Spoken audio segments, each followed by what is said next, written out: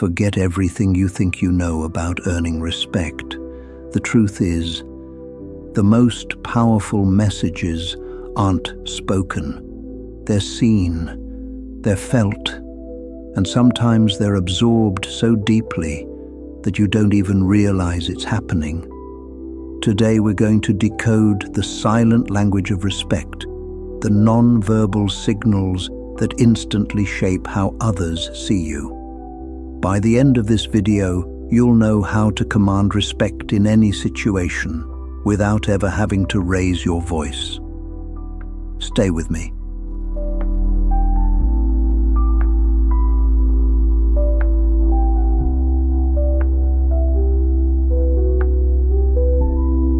So let me ask you, have you ever wondered why some people just feel more respected, even though they barely say a word?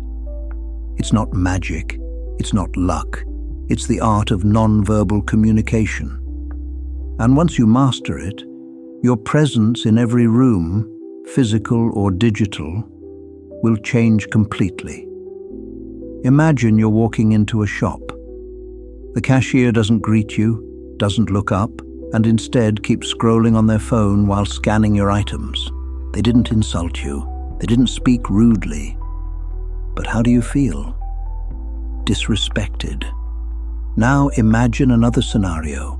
You walk in and the cashier smiles, makes brief eye contact, nods as if to say, "I see you," and gently places your items in a bag. No words either, but you walk away feeling valued. That's the invisible handshake, the unspoken agreement between humans that says, "I acknowledge you, I respect you, you matter." It's silent, but it's powerful, and people pick up on it instantly.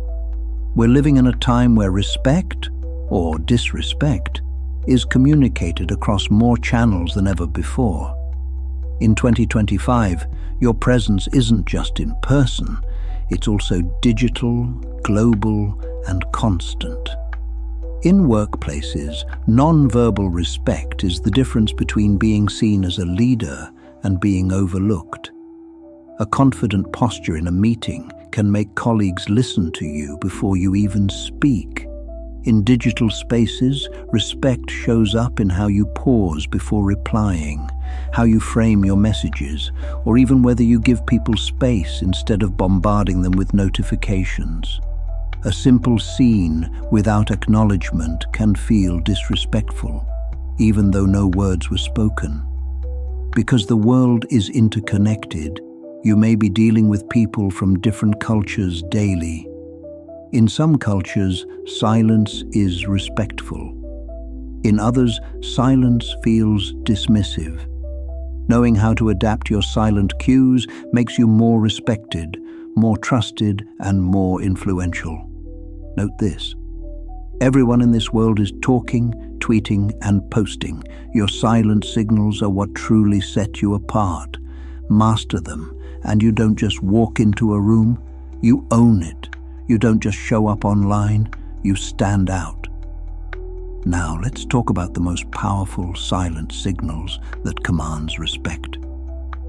Eye contact.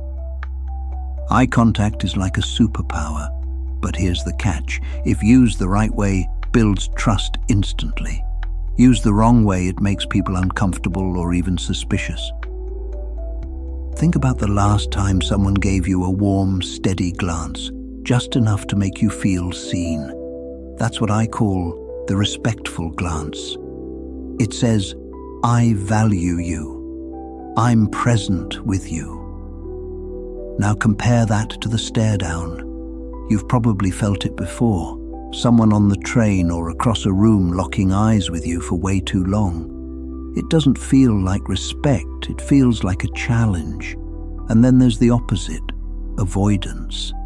You try talking to someone, and they keep looking down at their shoes or staring at their phone.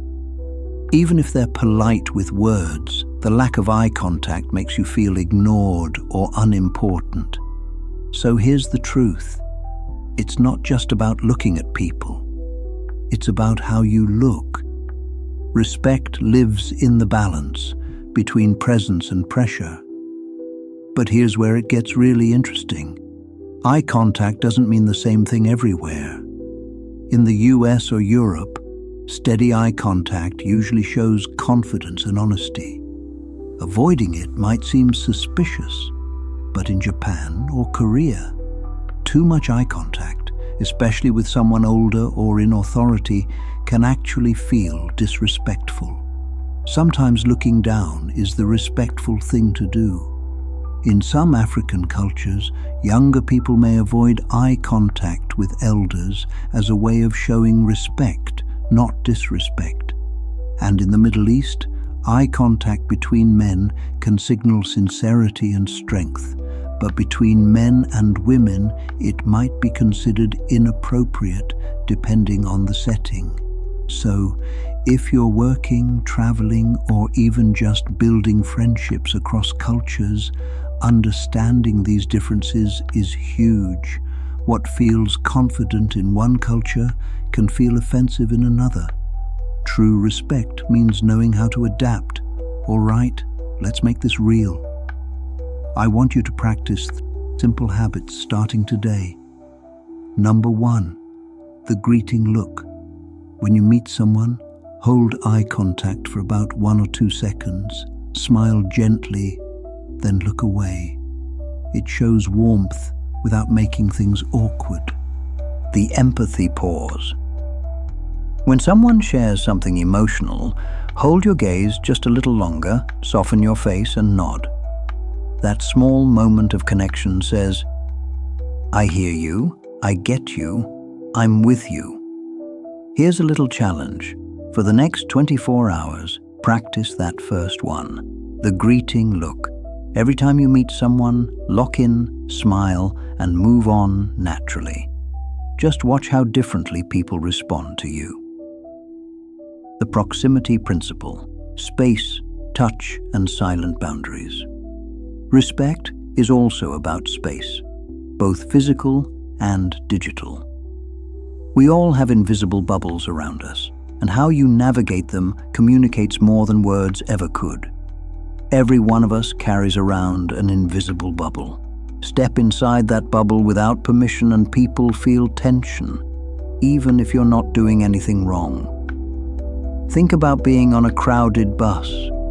Someone presses up against you when there's clearly more room available. Instantly you feel disrespected. But here's the thing.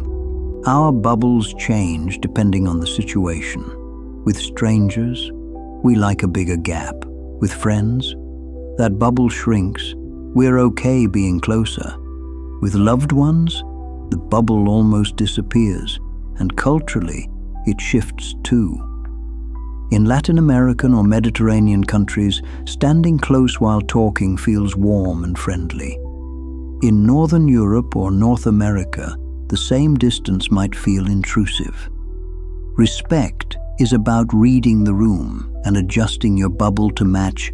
Touch can be powerful. A simple pat on the back, a handshake, or a gentle touch on the shoulder can say more than words ever could. It can signal encouragement, comfort, or connection.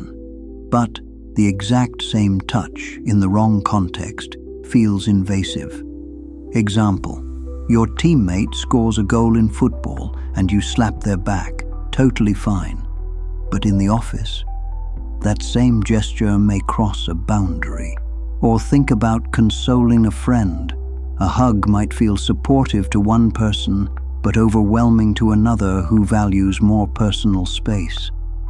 The golden rule is simple. Touch should always be situational, appropriate, and most importantly, welcomed. If you're not sure, don't assume. Respect means paying attention to comfort levels before crossing that line. Now here's something we often forget. Proximity isn't just physical anymore. In 2025, a lot of our space is digital. And yes, you can invade someone's space online too. Think about it. That friend who sends 15 messages in a row when you haven't replied yet. The coworker who keeps tagging you in posts without asking. Or someone who reads your message instantly and then pressures you with, "Why haven't you responded yet?" That's digital boundary breaking. It feels just as disrespectful as someone barging into your room without knocking. Respect in digital spaces looks like giving people time to respond, knowing when to send a message versus when to call, not overloading someone with notifications. Just like in the real world, respecting digital space makes your presence feel calm, considerate, and respected in return. The people who understand this rule instantly feel more trustworthy, more approachable, and more respected. Why? Because they know exactly when to step closer and when to step back. 4. Active listening beyond words, hearing what isn't said. Here's the truth. Most of us listen to reply, not to understand. Respectful communication goes deeper than words. It's about catching the silent signals in between. When someone sighs mid-sentence, it's not just a sound. It's frustration or exhaustion. When a friend keeps avoiding eye contact while saying, "I'm fine," their body is telling you a different story. Even silence itself speaks. Sometimes silence means comfort. Other times, it's a scream for attention. Next time you're in a conversation, pause before replying. Notice their facial expressions, gestures, or tone. Often, the most respectful thing you can do isn't to give advice, but to simply acknowledge what's unspoken. For example, instead of jumping in with solutions, you can say, "I noticed you went quiet when we talked about work. Is everything okay?" That's listening beyond words. That's respect self-assessment. Respect isn't just about reading others. It's also about being aware of the signals you're sending. We all have habits, and some of them may unintentionally come across as dismissive or cold. Do you cross your arms in conversations? That can look defensive. Do you avoid eye contact too often? That might seem like disinterest. Do you fidget with your phone while someone's talking? That silently screams, "I don't value your time." Here's a simple self-check exercise. The next time you're in a conversation, ask yourself, what is my body language saying right now? Even better, record yourself during a video call or presentation, then replay it. You'll be surprised at the little things you do unconsciously. The goal isn't to fake your body language, it's to align your signals with your intention. If you want to show respect, your posture, your eyes, and even your stillness should match that intention. Now let's make this practical. Respect isn't built in a day, but it is built daily. So here's your challenge. For the next 24 hours, pick one non-verbal respect cue and practice it intentionally. Maybe it's maintaining steady, empathetic eye contact during conversations.